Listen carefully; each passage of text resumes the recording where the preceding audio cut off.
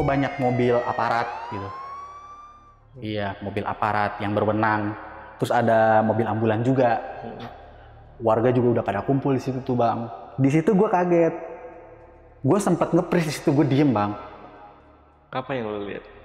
Pemandangan yang sangat tidak mengenakan, kondisi manusia. Terus banyak cairan yang keluar dari tubuhnya udah bengkak.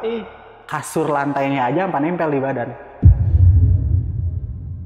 Gak lama ada bapak-bapak berdua ngobrol. Gue ambil tanah kuburannya. Beliau kan gak wajar nih. Iya. Bilang kayak begitu.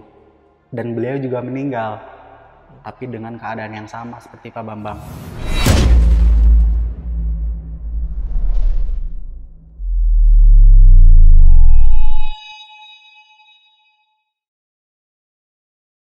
Halo semuanya, kembali lagi di Lentar Malam bareng gue Jamal. Dan hari ini gue kedatangan narasumber yang dia ini mau cerita tentang pengalamannya ketika dia ngontrak di kontrakan barunya dia.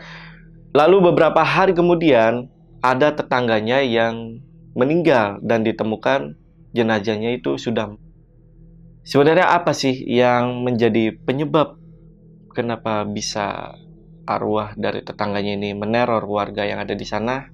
Langsung aja kita bahas di Saksi Misteri by Lentar Malam.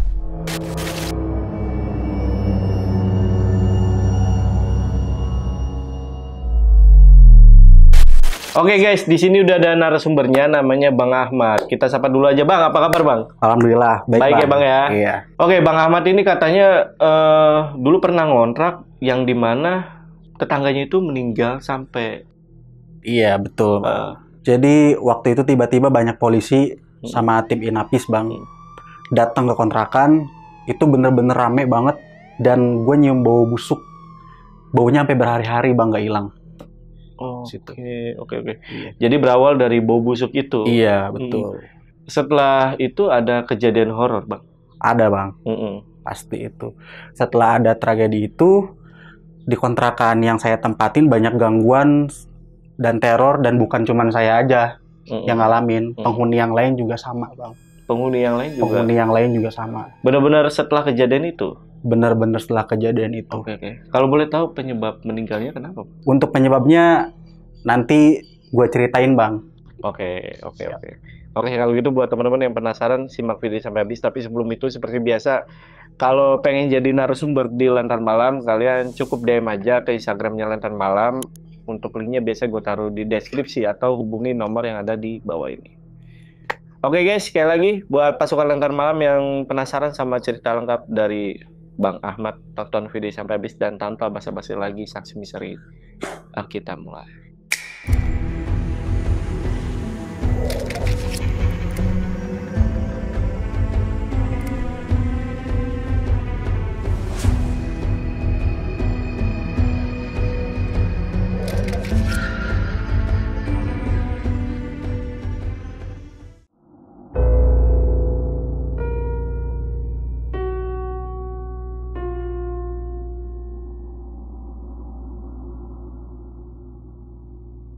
Jadi berawal dari tahun 2020 bang. Jadi gue pindah dari kontrakan yang lama ke kontrakan yang baru. Masih satu lingkungan juga. Iya. Di daerah mana nih? Di salah satu daerah di Karawang. Oke. Iya. Pas gue sama ibu gue sama kakak gue kan cuma tinggal bertiga nih bang. Sama ibu, abang gue sama gue nih bertiga aja di situ. Alasan satu dan lain hal kita pindah ke kontrakan tersebut. Ibu gue dapatnya di situ, ternyata nggak jauh, cuman beda gang aja. Tempat pemukiman padat lah, sama. Kan gue di Karawang kotanya. Kita pindah bulan Mei, sekitar tanggal 15 Mei kita pindah, 15 Mei 2020, dengan harga sewa per bulan 1.100.000. Oke. Pas gue udah pindah, gue udah beres-beres, sorenya juga udah beres-beres lah. Udah rapih semua keadaan rumah. Gue buka pintu belakang tuh bang, ada bapak-bapak lewat, bapak-bapak. Tapi gue nggak asing bang, gue kenal orang itu. Iya. Ternyata pas gue lihat-lihat, ini siapa ya? Ternyata beliau itu ternyata guru gue waktu sekolah. Iya, bahkan pernah jadi wali kelas gue juga. Nah, Gue tanyalah ke ibu gue, Mak, kenal bapak itu nggak? Saya kayak nggak asing deh. Oh itu kan guru kamu, teman bapak juga, teman almarhumnya bapak kamu. Terus pas diinget-inget lagi, oh iya, Pak Bambang ternyata guru yang terkenal killer dulu di sekolah. Iya. Killer deh. Killer dia, guru killer gitu. Tapi seingat gue tuh dulu dia tuh orang yang berada, mapan. Kok dia ada di situ? Terus penampilannya juga berubah drastis. Karena dulu kan orangnya agak gemuk, nggak sekurus waktu itu. Terus setelah itu ya udahlah, gue lupain aja. Ya kita sempat interaksi dan besoknya gue juga sempat nyapa dia, Pak. Ternyata dia inget ke gue, Mad, kamu udah gede ya sekarang gitu. Iya tuh Pak, masa mau kecil mulu, kan dikasih makan sama ibu saya. Saya bilang gitu. Oh iya, syukur atuh. Gue juga dapat info kan dari beberapa tetangga. Ya walaupun gue baru di kontrakan itu, tapi kan lingkungan kita kan samalah berdekatan. Jadi beberapa orang juga udah kenal sama ibu gue, Bang. Bahkan beberapa kenal juga sama gue. Terus gue nanya ke beberapa ibu-ibu di situ. Bu, itu Pak Bambang guru saya tahu waktu sekolah. Iya, dia juga gurunya anak saya. Tapi kok sekarang dia lah ada di kontrakan sini sih, Bu? Iya, ternyata beliau ada masalah sama keluarganya. Emang dia nggak ngajar lagi, udah nggak aktif lagi? Udah nggak aktif. Kalau boleh tahu, kenapa dia dikeluarin dari sekolah? Jadi dari info yang gue dapat dari teman-teman gue yang lain, Bang, dia tuh ngelakuin ya suatu kesalahan yang fatal lah. Apa itu? Korupsi dana sekolah, katanya yang gue tahu. Lanjut setelah itu dalam beberapa waktu, ya emang basicnya juga ibu gue kenal dia karena beliau kan temennya almarhum bapak gue, Bang. Jadi hampir setiap hari ibu gue ngirim makanan ke situ. Karena pas dilihat-lihat juga gue perhatiin beliau nggak ada yang ngurus. Jadi ya udahlah, karena kesesama tetangga, apalagi kenal juga kan sama beliau kan. Ya udah, sering ngasih makan tuh ibu gua. Biasanya ibu gua ngasih makan setiap hari, terus pagi sama sore, hampir setiap hari pagi sama sore. Kalau nggak ada yang ngurus, itu kenapa? Jadi info yang gua dapat juga, kenapa dia ada di situ sekarang? Karena beliau tuh udah nikah lagi, dan ya uangnya habis lah. Istilahnya dibawa sama istri keduanya. Bahkan pas dia udah punya istri kedua juga dia masih nyeleweng sama perempuan lain. Oh gila. Iya, begitulah faktanya, Bang. Makanya nggak ada yang ngurusin nih. Iya. Anak-anaknya nggak ada sama sekali yang ikut. Nggak ada, karena selain mungkin keluarganya udah capek juga, ya kan. Beliau kan tuh sekolah terkenal temperamen. Ternyata pas beliau udah terkena masalah itu, beliau jadi depresi. Terbukti, Bang. Saat beberapa kali ibu gue bahkan gue pernah ngantri makanan ke dalam kontrakan itu, di dalam tuh udah chaos, banyak sampah, udah bau juga. Ya selayaknya orang depresi gimana sih, Bang? Iya. Kayak begitu. Oh, keadaannya seperti itu ya? Iya, seperti itu. Oke, lanjut. Karena udah rutin lah ibu gue sama gue tuh ngasih makan, ngasih makanan ke kontrakannya. Tapi dalam beberapa waktu dia kok nggak nongol-nongol, gitu, Pak. Nggak ada. Jadi pintunya tuh sering ditutup, kacanya juga ditutup. Tapi nggak tahu keluar apa masih di dalam, kita nggak tahu. Kalau misalnya kita dobrak atau gimana kan takutnya beliau tersinggung, apalagi dalam keadaan depresi begitu kan, Bang. Iya. Oke. Ya udahlah, kita lupain aja itu. Terus lanjut waktu tanggal 15 Juni 2020, itu kan emang masih zaman Covid kan, gue ditelepon sama temen gue mau hangout nih sama mereka. Ya udahlah, sekitar jam 4 ditelepon sama temen gue itu, yuk nongkrong yuk, nongki kita ke kafe. Oh ya udah, sekitar jam 4 pas abis asar lah. Pas itu gue tiduran dulu bentar. Terus gue mau jemur kaos kaki gue, tapi posisi pas gue udah bangun tuh udah jam 5:30 pas mau maghrib. Udah agak gelap lah. Jadi pas gue di belakang itu, gue lihat si bapak keluar dari pintu kontrakannya. Terus jalan ngelewatin gue. Gue di dalam hati kayak mikir, wah ini ada orangnya, nggak apa-apa. Mungkin dia dulu lagi keluar kali, atau lagi ke saudaranya atau di mana, kita nggak pernah tahu. Tadinya gue udah seneng tuh, udah mau bilang ke mama gue, tuh Pak Bambang ada. Terus gue nyapa dia, Pak, badai ke mana? Pak mau kemana? Terus dia cuma nengok sama senyum aja. Habis itu pergi lagi. Ah ya udahlah, mungkin emang dia lagi buru-buru atau gimana. Gue taruh kaos kaki gue di situ bang, gue jemur. Oke lah, lanjut gue mandi, siap-siap berangkat ke kafe. Udah tuh pas berangkat ke kafe, gue kayak kepikiran dulu kok, gue kayak pengen pulang terus ya. Terus hawanya juga kayak ada apa sih, perasaan gak enak gitu. Perasaan gue gak enak. Lanjut pas udah kumpul sama teman-teman, gue diem terus pas di kafe tuh, karena mungkin ada rasa hawa yang gak enak gitu di hati kan. Temen gue bilang, kenapa sih lu diem aja? Gak tahu, emang lagi gak enak badan aja kali. Terus gak lama, sekitar jam 9:30, kakak gue telepon. Di mana? Gue bilang lagi ada di kafe. Lu pulang lah. Kenapa sih nyuruh-nyuruh gue pulang mulu? Udah pulang aja, udah tahu zaman COVID, udah zaman pandemi kayak gini lu malah main-main. Ribet lu. Ya udah balik dulu, kalau bisa kita pindah malam ini. Ya, abang gue bilang begitu. Kenapa sih? Ya udah lu balik ya. Main pindah-pindah aja lu, kan kita baru pindah bulan kemarin. Terus sekarang gue juga belum gajian, kan wajar lah, namanya kan saya cuman buruh pabrik. Nunggu gajian dulu. Udah gue pengen pindah hari ini juga, kalau bisa malam ini juga. Udah lu balik ya. Ya udah iya. Gak lama gue balik, gue parkirin motor di depan. Jadi kan si kontrakan itu tuh di belakang, pintu belakangnya rumah gue.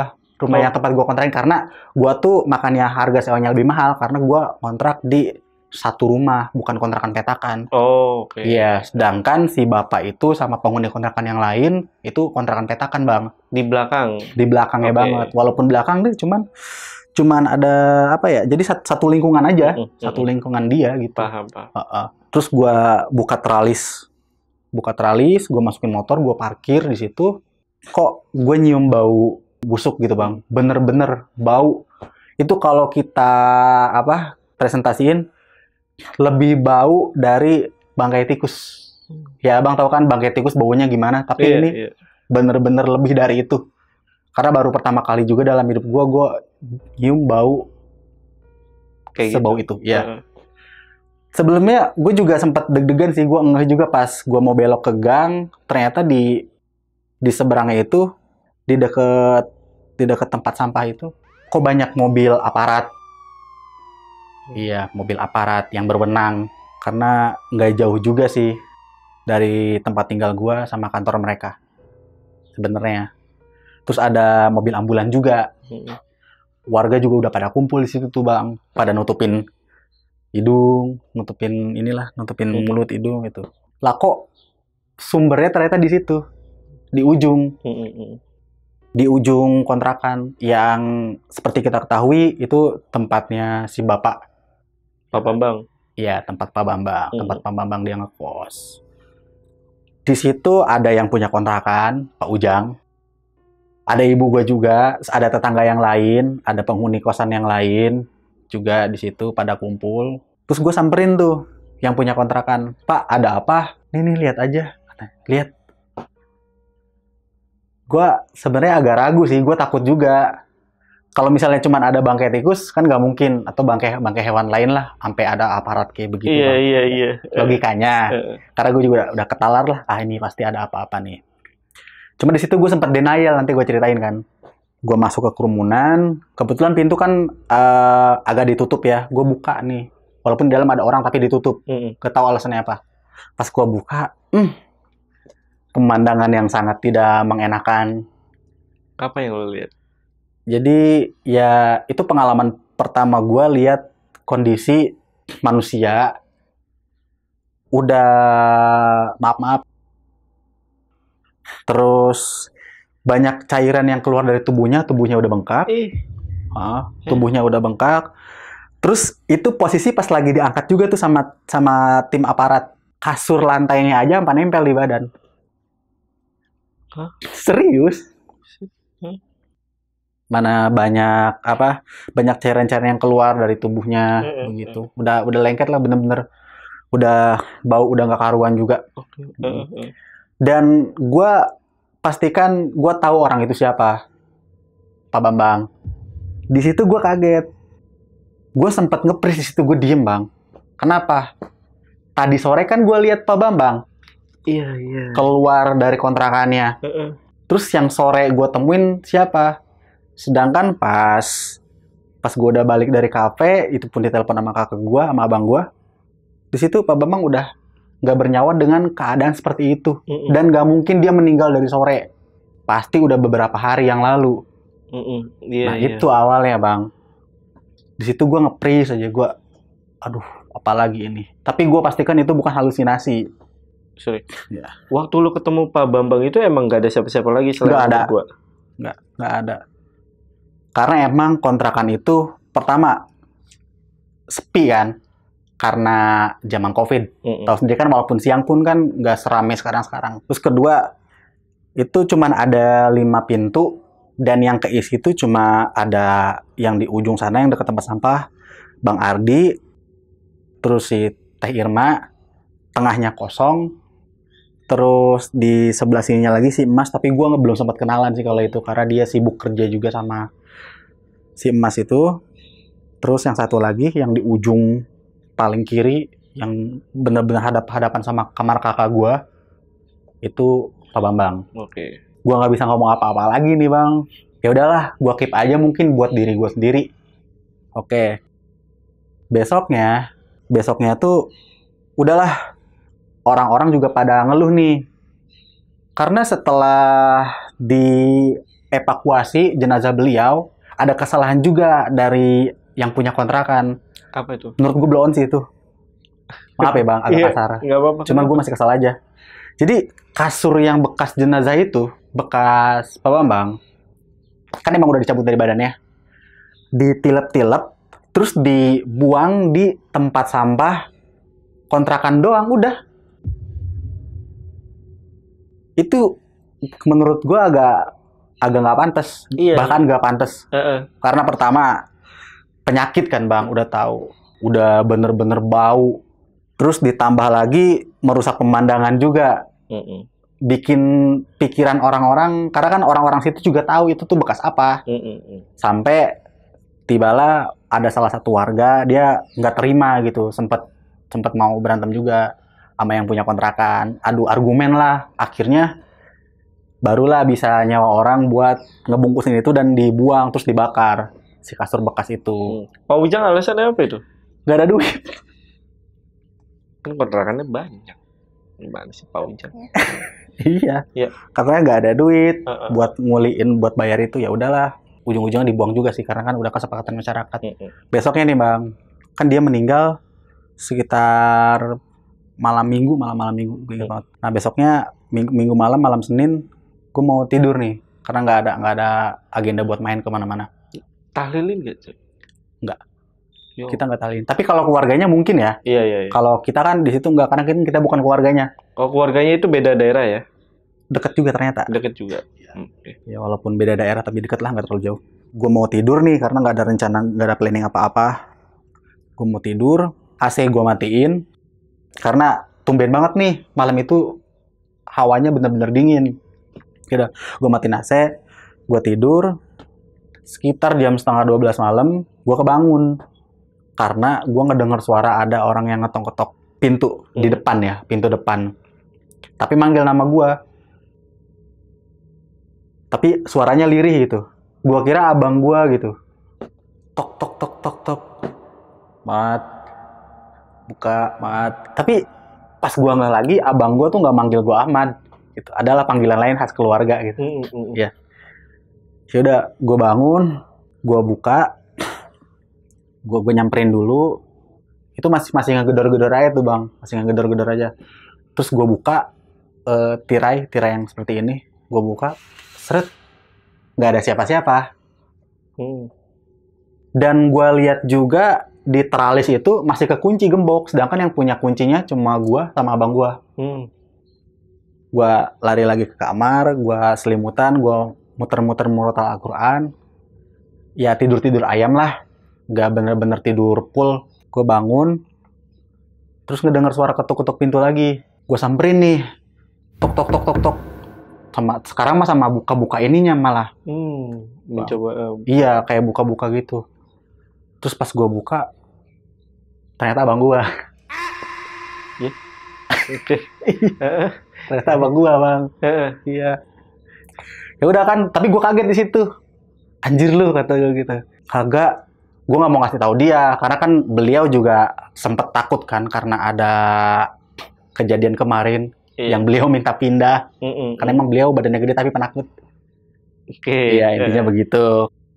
Nggak ada apa-apa. Udah masuk. Kebetulan ibu gua sama ibu dia lagi nggak ada. Ibu tuh lagi ke Bekasi karena kan dia bolak-balik orang Bekasi gitu. Dia bolak-balik. Terus pas setelah itu gua tidur, abang gua juga tidur di belakang.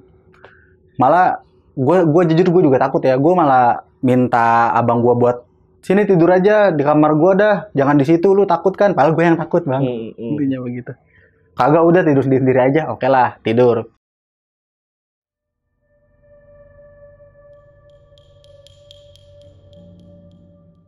Berarti hari Senin kan Senin malam Selasa harusnya gue masuk.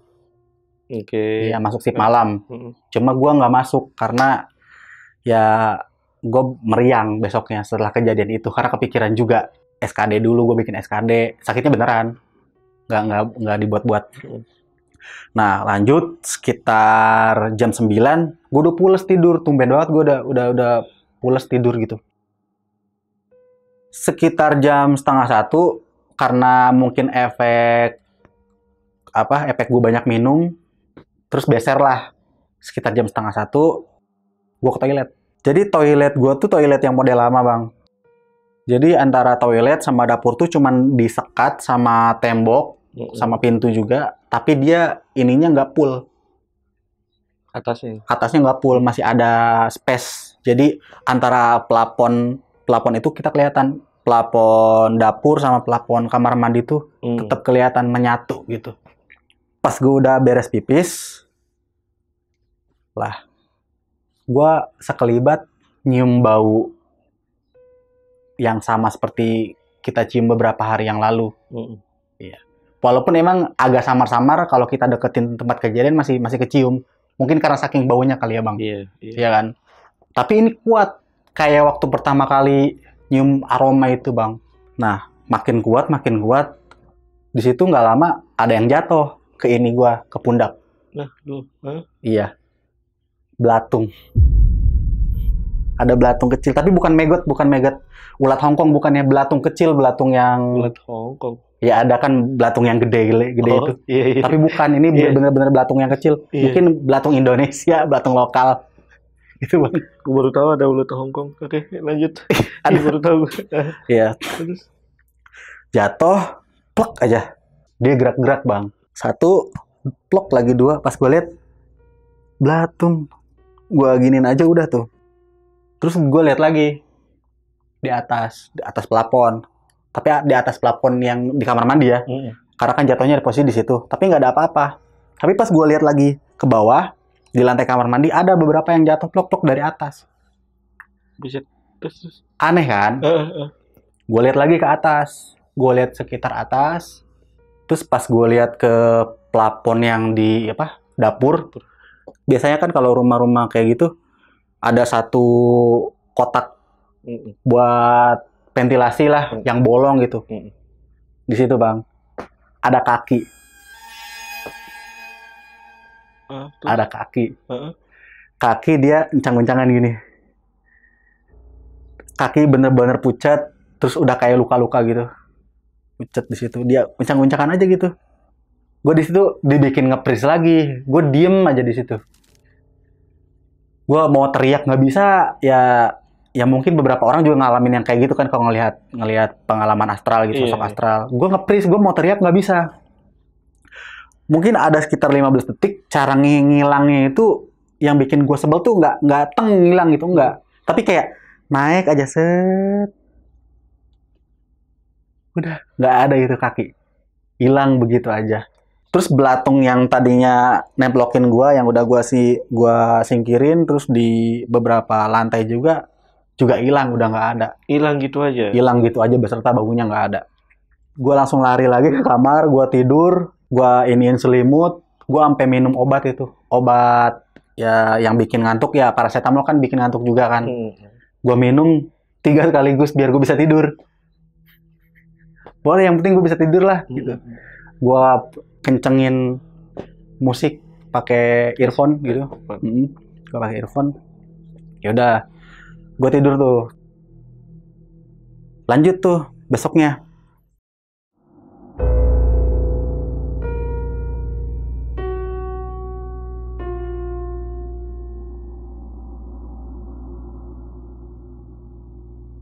Pas Selasa pagi, gue bilang ke yang punya kontrakan. Kebetulan yang punya kontrakan ada di situ, Pak Ujang ada di situ. Kakak gue juga bilang, ternyata ngomong dulu ke gue pas udah kejadian itu. Kakak gue bilang gini, Dek, kayaknya kita harus pindah dari sini. Lu jangan ngomong pindah-pindah dulu. Gue belum ada duit nih. Lu aja, maaf gitu, lu aja nganggur gitu. Belum ngasilin duit, masa gue terus? Ya udah, pinjam dulu ke temen lu, nggak ada tanggal-tanggal segini, lu tanggal tua. Gue bilang gitu, Bang. Kalau nggak ngomong dulu ke emak lah, ke mama gitu. Bilang dulu mau pindah, biar bisa pinjam ke abang-abang gue yang lain, kakak-kakak gue yang lain buat pindah. Enggak dah, tar aja. Gue juga mau ngomong dulu ke si bapak. Pindah aja sekarang, harus. Ya udah, gue ini dong inisiatif mau ngomong ke si Pak Ujang. Ya gue samperin Pak Ujangnya lewat pintu belakang, gue buka. Gue ketemu Pak Ujang. Pak Ujang, kata saya gitu. Oh iya, kenapa, Pak? Saya kayaknya mau pindah dari kontrakan ini. Waktu tanggal 5 kan jatuh tempo. Jatuh tempo.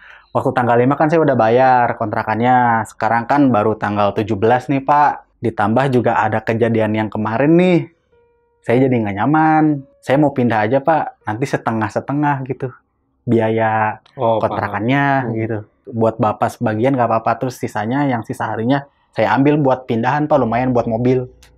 Janganlah. Emang nggak kasihan sama saya. Ini si emas aja udah pindah nih. Mau pindah di hari ini.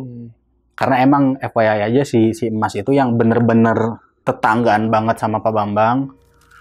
Dia malam itu juga dia langsung ngungsi di temennya. Iya. Bayangin pas dia baru pulang kerja lembur, udah ada banyak aparat, udah nyium bau bangkai begitu. Siapa yang nggak shock lah ngelihat pemandangan yang seperti itu, Bang? Nanti gimana saya buat bayar listrik, buat bayar air, buat bayar gas. Kebetulan kan gasnya gas bumi juga di situ, jadi nggak pakai gas LPG. Harus bayar juga bulanan. Oh, gas bumi. Iya. Unik juga. Kontrakannya. Lanjutkan. Kasihan lah sama saya. Kalau ada kan di sini sama keluarga, seenggaknya saya bisa buat bayar listrik lah bulanan, apa segala macam gitu. Tapi Pak, jujur aja saya ada gangguan. Gangguan apa? Ya dari beliau. Oh, soal itu, saya juga sama. Sama gimana? Saya juga diganggu. Abignya diganggu. Bahasa Sundanya gitu. Saya juga diganggu. Diganggu gimana, Pak? Ya, adalah gitu. Lihatnya apa?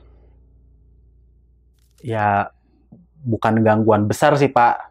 Kalau saya malah ditampakin sosok yang bener-bener ngeri sih, Tapi saya yakin itu beliau.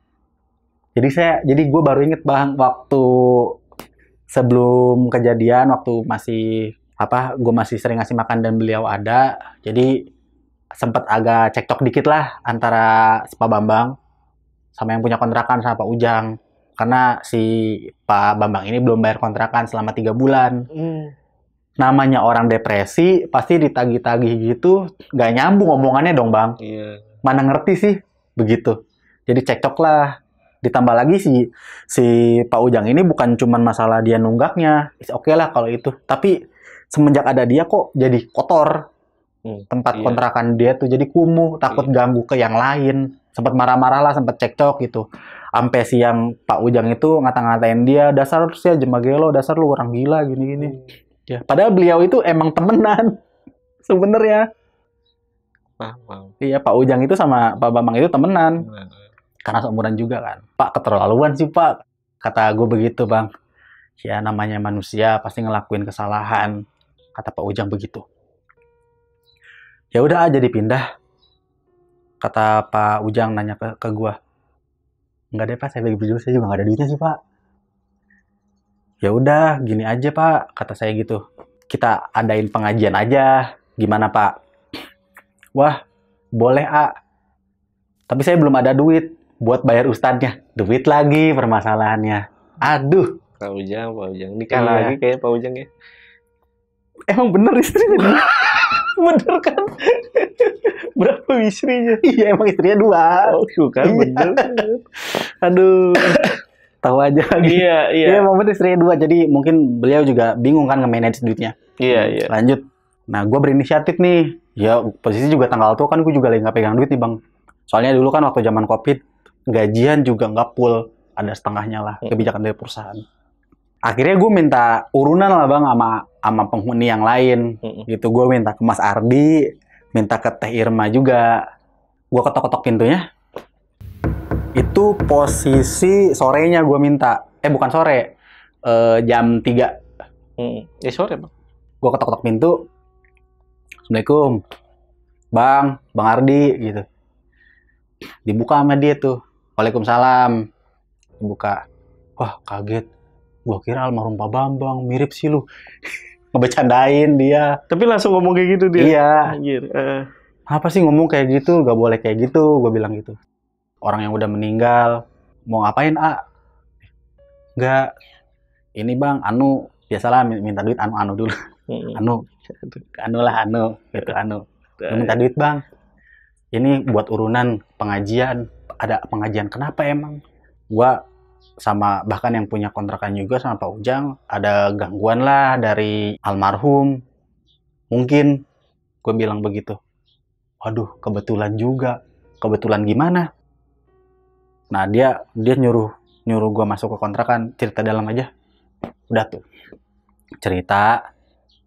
Jadi, kenapa? Bukan cuma lu doang, berarti gue juga sama. Kata Kang Ardi gitu. Gangguan apa? Ada yang ngetok-ngetok, coy. Pintu kamar gue ini. Ngetok-ketok gimana? Ngetok-ketok, manggil nama gue. Terus makin kencang aja ketok-ketokannya. Pas gue buka, nggak ada siapa-siapa. Lah, masa kayak gitu doang? Iya, bener demi Allah, ngapain gue bohong? Gitu. Bukan cuman itu, yang gue takutin, kata Kang Ardi gitu. Apalagi Bang? Si Irma tuh, sampai kemarin dia berobat. Kenapa gitu? Dilihat pocong ada ketoran air.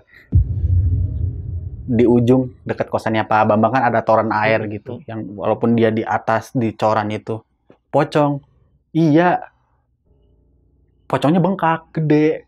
Dia sampai sedetail itu bilangnya. Sampai dia lari ke kosan gua Irma itu. Lari ke kosan lu mah alamat, kata gua begitu. Kagak bloon, kata dia gitu. Maaf kasar itu, maaf, fitnah aja. Dia benar-benar ketakutan. Jam berapa dia lihat? Dia balik shift 2 siang, masuk siang, pulang malam jam 11. Pas dia mau buka pintu, ada yang manggil-manggil dia. Pas dia nengok, ternyata pocong, katanya gitu. Di deket toren air, di ujung kontrakan Pak Bambang. Lah, masa sih?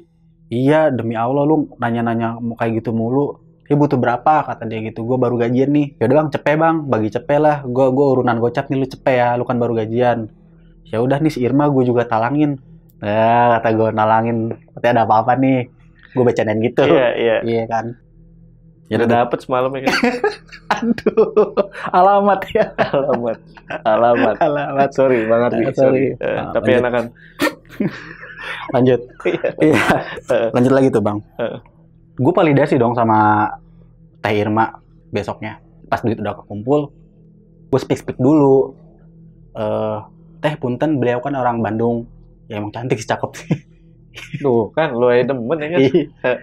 Ya, gue tanya, Teh punten, ini kemarin udah ditalangin ya. Kita kan mau ngadain pengajian ya di lingkungan kita ini. Ntar kita juga ngundang ada Pak Ustadz lah buat istighosah juga.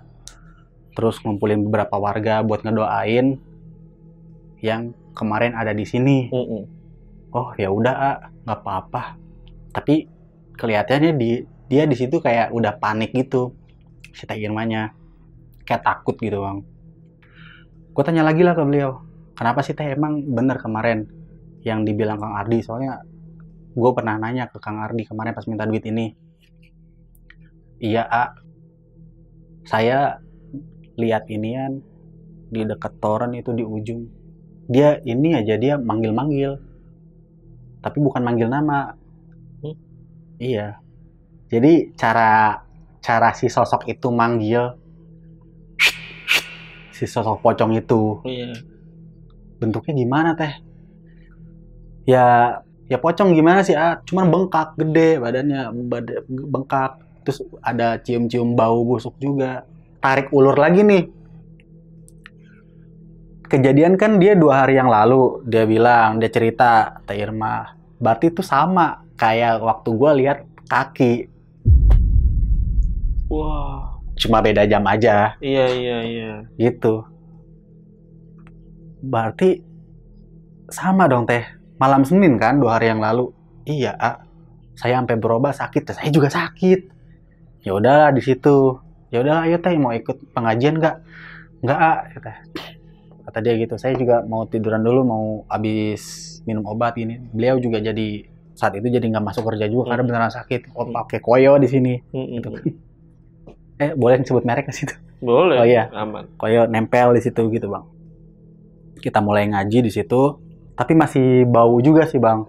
Saking baunya mungkin ya mayat jenazah manusia yang udah membusuk. Gitu. Ngaji di mana itu? Di kontrakan itu, bayangin. Kita ngaji dalam kontrakan kejadian TKP. Di kontrakan Pak Bambang? Iya. Wah, epic sih. Iya. Jadi sebelum kita ngaji juga sempat bersih-bersih dulu. Pakai karbol apa, terus sisa-sisa sampah sedikit. Kita bersihin lah. Bahkan gue juga nemu obat nih bang, obat-obatan, ya mungkin obat-obatan buat sakit dia. Iya. Obat ibuprofen atau apa gitu-gitulah pokoknya gue lihat. Tapi itu kondisi masih baru, tapi harusnya kan kalau obat yang diminum satu-satu kan ininya beda kan. Ini bener-bener satu semua habis dan digeletakin di situ. Ya gue juga nggak tahu kemungkinan takutnya itu juga salah satu kemungkinan Pak Bambang meninggal apa gimana, dia minum obat apa gimana kan gue nggak tahu kan. Oke, paham. Jadi obatnya itu diminum semua gitu ya? Mungkin ya karena dilihat juga nggak mungkin dia obatnya tuh ininya masih baru lah bungkusnya, paham, blisternya gitu. Nah setelah itu gue bersihin tuh, gue tanya, sempat emang ngeselin juga sih pertanyaan gue bang. Gue bilang gini, Pak, jangan-jangan bercanda, jangan-jangan di Pak gara-gara bapak ada masalah sama bapak, ayo lupa.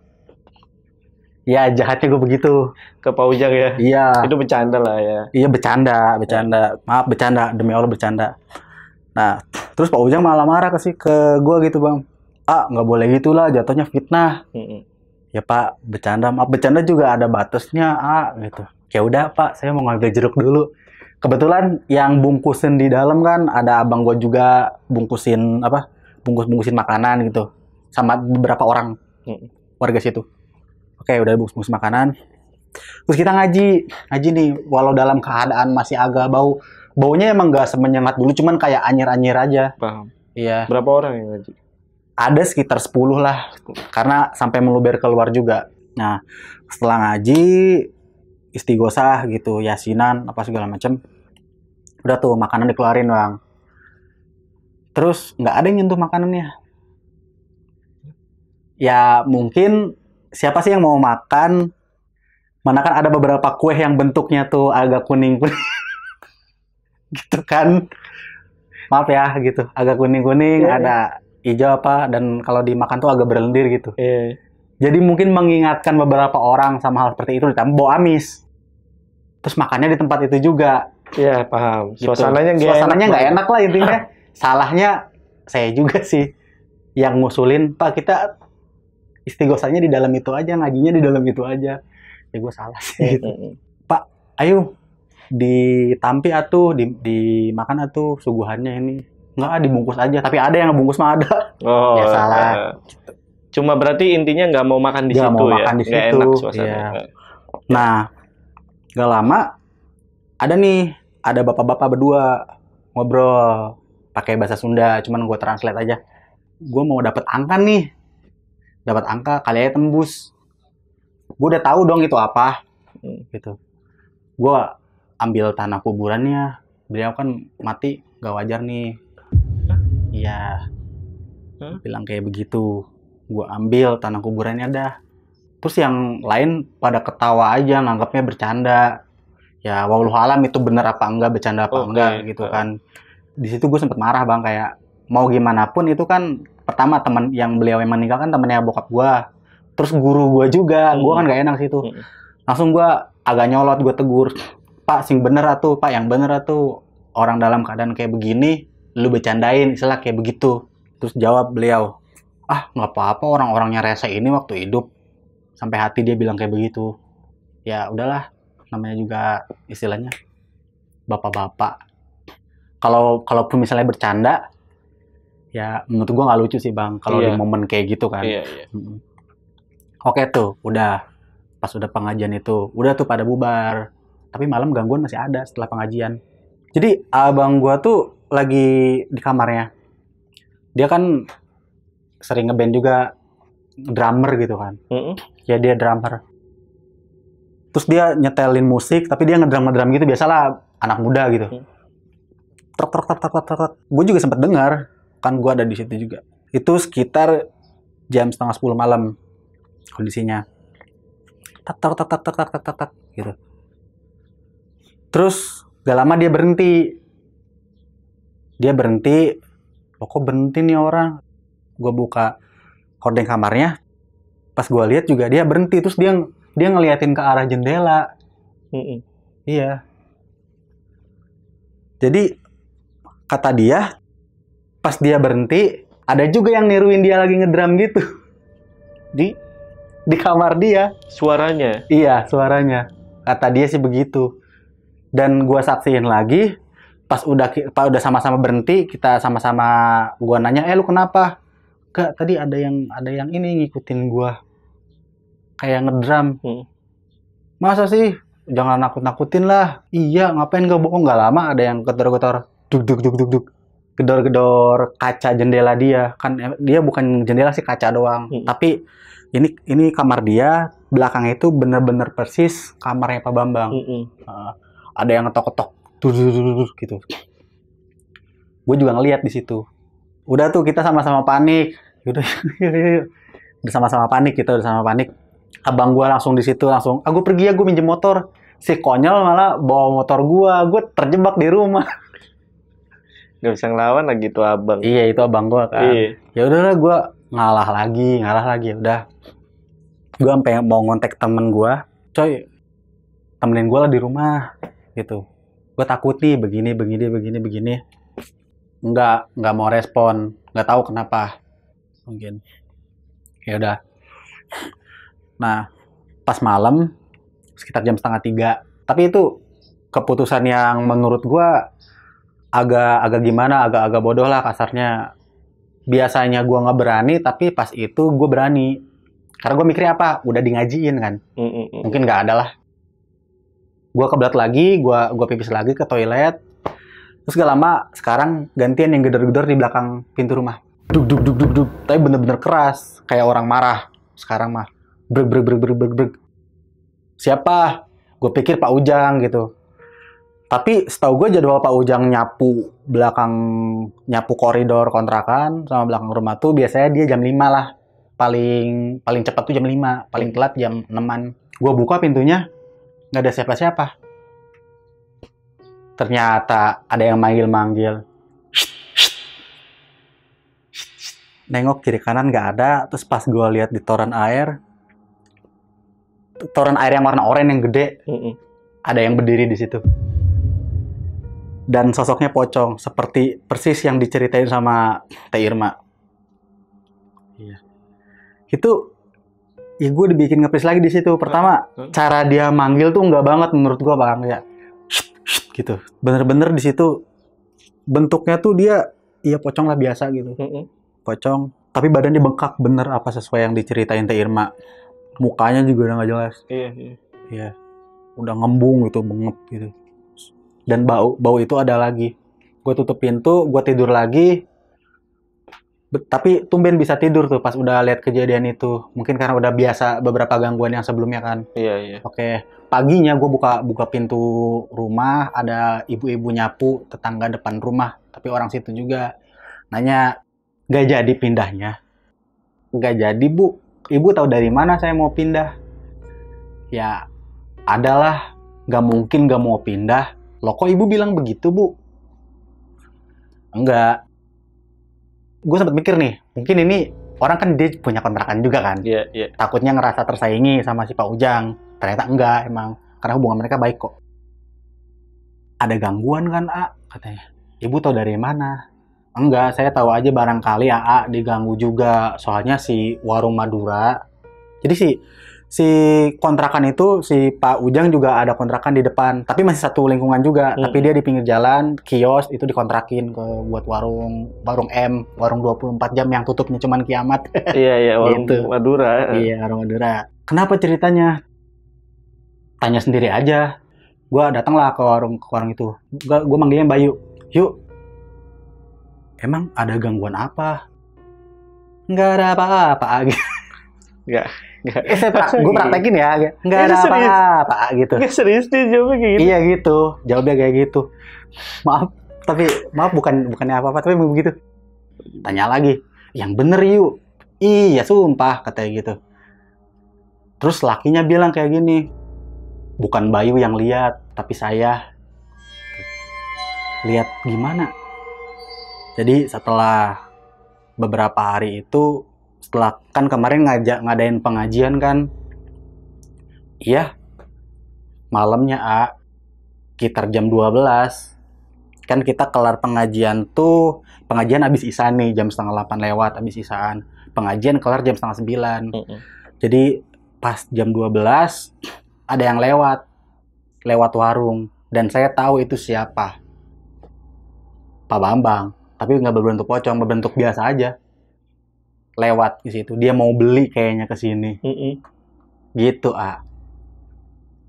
Tapi saya bener real itu lihat beliau lagi jalan dari arah kontrakan mau keluar. Mungkin beliau, karena saya juga lihat beliau sering nyari makan kan. Begitu. Mau beli ke warung juga, saya juga kayaknya. Tapi saya udah keburu takut. Ditutup apa dia karena takut? Iya, ditutup warungnya tuh, sempat ditutup. 2 hari dia nggak buka karena takut. 2 hari dia tutup warungnya. Padahal pantangan tuh untuk tutup ya kan warung. Iya, cuman dia mungkin melanggar. Iya, pengecualian lah karena ada sosok. Iya. Saya juga dengar dari penghuni kontrakan lain, juga diganggu. Ternyata si Pak Sugi, namanya Pak Sugi. Pak Sugi bilang ke saya, ke gua, katanya juga diganggu kan sama kontrakan yang lain juga. Betul, Pak. Gimana kalau kita ngadain pengajian lagi? Gak mau, Pak. Udah cukup segitu aja. Gak apa-apa, biar saya yang biayain. Udah, Pak, nggak usah, jangan. Toh ke kami pribadi juga udah nggak ada gangguan lagi. Ke Bapak juga nggak ada kan? Enggak sih, cuman biar lebih pasti aja. Begitu kata beliau. Tapi nggak gua gubris tuh, Bang, karena juga agak repot kan. Ya udah, emang nggak ada gangguan tuh. Tapi setelah 3 hari setelah itu ada lagi beliau. Cuma itu sekitar jam 10:30 malam. Di hari Rabu, gue inget banget, di hari Rabu. Mau parkirin motor gua, tadinya kan gua taruh di koridor kontrakan yang di belakang, mau gue pindahin ke depan karena kan takut ada maling juga. Gua habis keluar, gue buru-buru, gue mau ambil sesuatu di dalam rumah, gue taruh motor di koridor belakang. Kunci tuh masih nempel ternyata. Ya gue refleks dong, sekalian mau mindahin motor juga kan, kunci ntar motor gue hilang. Gue pas ngambil kunci motor, terus gue iseng-iseng nengok ke tempat kontrakan Pak Bambang, beliau ada. Beliau ada. Tapi nggak berbentuk pocong lagi. Serius, swear. Berbentuk berbentuk real dia. Cuma dia lagi diem, terus tatapannya kosong ke pintu. Udah. Habis itu gue cabut kunci, gue lupain motor, terserah lah, yang ngambil kayak. Gue ini lagi, gue pastiin lagi. Beberapa waktu kemudian, habis gue nenangin diri, aduh kok ada lagi, bener, jangan-jangan kata si Pak Sugi, bener nih kita harus ngadain pengajian lagi. Gue kaget juga di situ. Ya udah, gue keluar lagi, pas gue lihat nggak ada sih, udah nggak ada. Iya, mungkin itu perpisahan kali karena setelah kejadian teror-teror itu gue sempat bertahan di situ 2 tahun, tapi nggak ada teror lagi alhamdulillah. Terakhir berarti penampakan Pak Bambang yang itu, Yang itu, yang berdiri di yang berdiri. depan pintu. Iya, tapi wujudnya udah dia Ah, oke. dan ngelihat ke arah pintu aja dengan tatapan kosong. Mm-mm. Nggak ada gangguan lagi setelah itu karena pertama kontrakan yang si Emas udah tinggalin diisi sama orang. Terus si Pak Ujang ngisiin kontrakan yang udah ditempatin yang dulu jadi tragedi. Pak Ujang ngisiin di situ. Oh, Pak Ujang tinggal di kontrakannya Tinggal di kontrakan itu. Pak Bambang tuh. Iya, sekarang Pak Ujang tinggal di situ. Oh, oke. Iya, karena biar ngebuktiin ini nggak ada apa-apa kok, walaupun dia sendiri ngalamin. Ya namanya biar kontrakannya penuh lagi kan. Nah, gue penasaran nih. Tadi belum kejawab tuh, kejadian Pak Ujang yang diganggu itu seperti apa nih? Oh iya. Hah. Beliau kan bilang soal sosoknya itu. Mm-mm.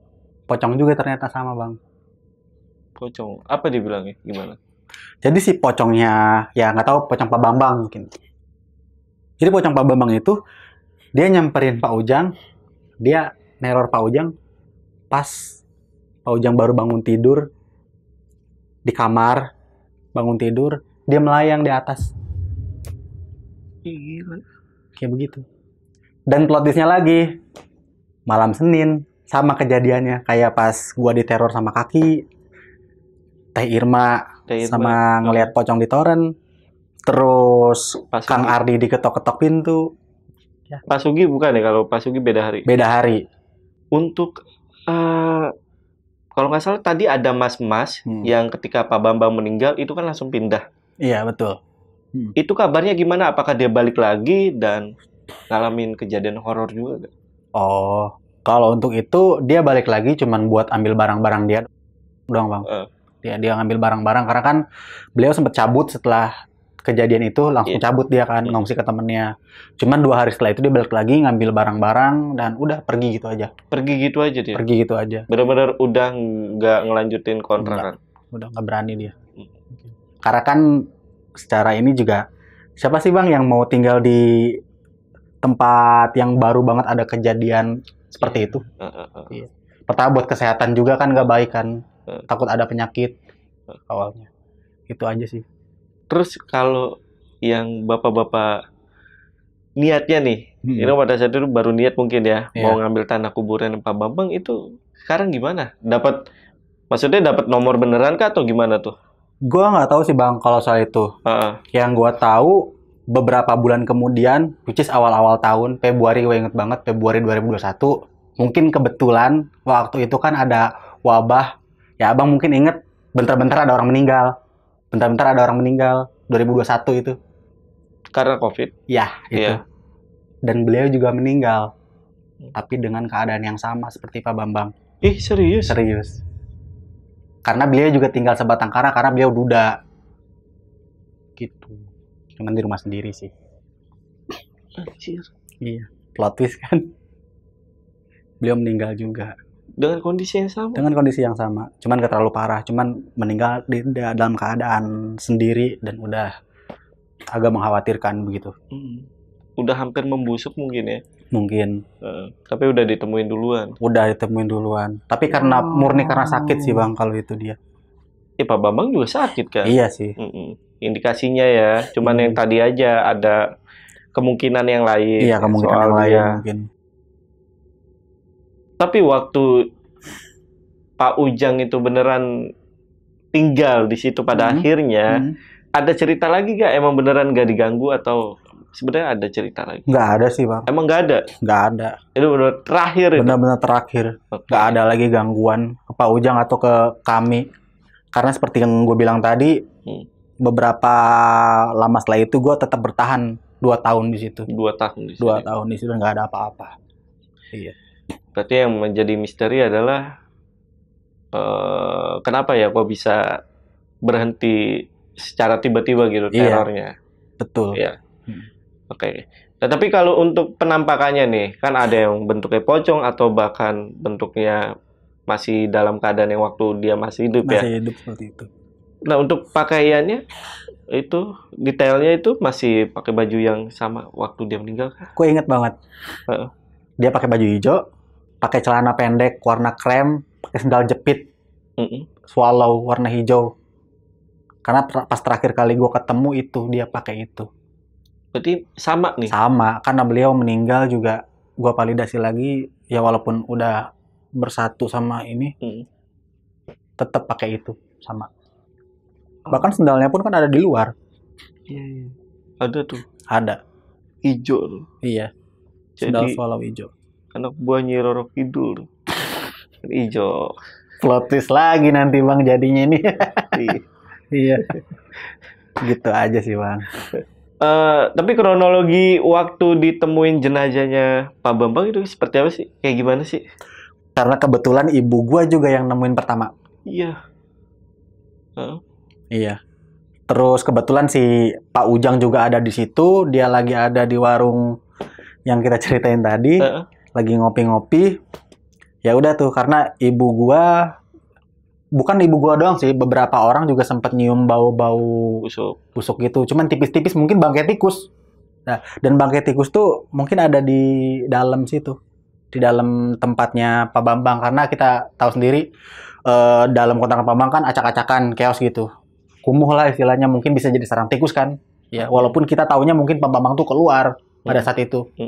Ibu gua langsung laporan ke yang punya kontrakan, ada yang punya kontrakan di situ. Yang punya kontrakannya nyamperin, terus ngelihat ke dalam lewat kaca, ternyata udah dalam keadaan seperti itu. Oh, dia ngeliat ada Pak Bambang yang ya, udah betul. Dalam kondisi udah dalam kondisi seperti itu. Iya. Nyokap tapi pernah didatengin nggak, Cuk? Nyokap? Enggak sih, kan karena beberapa waktu setelah itu kan ibu gua, kan tadi gua bilang ibu gua tuh nggak permanen tinggal di situ. Jadi ibu gua bolak-balik Bekasi. Tapi nggak digangguin selama di Bekasi gitu? Enggak. Aman ya? Aman. Ibu gua aman. Abang lu sampai sekarang masih begini-gini ya, Bang? Dia masih main drum, dia masih main musik, dia masih. Iya. Tapi takut dia. Takut dia kalau diinget ini. Iya. Mungkin kalau dia nonton juga dia ketawa nanti. Oke. Nah, mungkin ini intermezzo dikit doang sih, Bang. Lo pindah setelah bertahan 2 tahun, pindahnya kenapa ya, Bang? Pindahnya? Ya karena mau pindah aja. Oh, mau pindah aja? Iya. Ke rumah yang lebih besar, lebih luas. Anjir. Enggak, bukan gitu maksudnya. Kayak kan ada anak kecil juga, kakak gue nitipin ponakan, begitu. Lebih luas juga, lebih enak, lebih adem lah intinya. Oh, tapi hubungan baik sama Pak Ujang aman? Masih sampai sekarang. Masih sering sekarang. WA-an. Bahkan nih Bang, gue sebelum ke podcast aja gue izin dulu ke dia. Oh iya? Iya, aman. Mantap Pak Ujang. Iya. Pertahankan 2 istrinya. Mau Pak Ujang. Ketawa sih Pak Ujang ya. Bercanda tapi Pak Ujang ya. Siap. Tapi semoga ya Pak Ujang rezekinya makin bertambah lah. Ternyata banyak dia ya kontrakannya ya. Iya, ya kan tadi kan ada lagi kan. Ada. Gokil Pak Ujang. Boleh kasih pesan-pesan lah Bang Ahmad ke teman-teman yang lagi nonton lah. Pesan kesan ya? Mengenai cerita yang tadi udah dibawain. Iya. Intinya kita harus lebih aware sama keadaan sekitar. Sebelum kita peduli sama yang jauh, kita harus peduli dulu sama lingkungan sekitar yang terdekat sama kita. Betul. Iya, karena kan nggak etis juga kalau kita ngutamain yang jauh, sedangkan tetangga kita sendiri kelaparan, atau kita nggak tahu keadaan dia gimana. Iya. Karena kan banyak juga orang yang sekarang tahu-tahu meninggal tanpa diketahui sama orang lain. Iya. Ya, terus yang kedua, tetaplah hidup. Mau apapun rintangan dalam hidup yang dihadapi. Oh, ini mengenai kemungkinan yang lain tuh ya? Iya, kemungkinan yang lain. Ya, dari Pak Bambang ya, yang nemuin obat itu ya? Semua. Terus, ketiga, jangan julid. Itu. Iya. Paham kan yang ketiga? Iya, paham. Iya. Itu tadi ya, pesan dari Bang Ahmad ya. Bener tuh, kalau misalkan berbuat baik ya coba kita perhatiin dulu nih sekitar kita yang paling dekat. Yaudah, sekali lagi Bang Ahmad udah datang. Terima kasih. Siap, sama-sama Bang. Ke Lentar Malam. Video kali ini gue rasa cukup. Gue Jamal dari Lentar Malam dan Bang Ahmad izin pamit. Bye.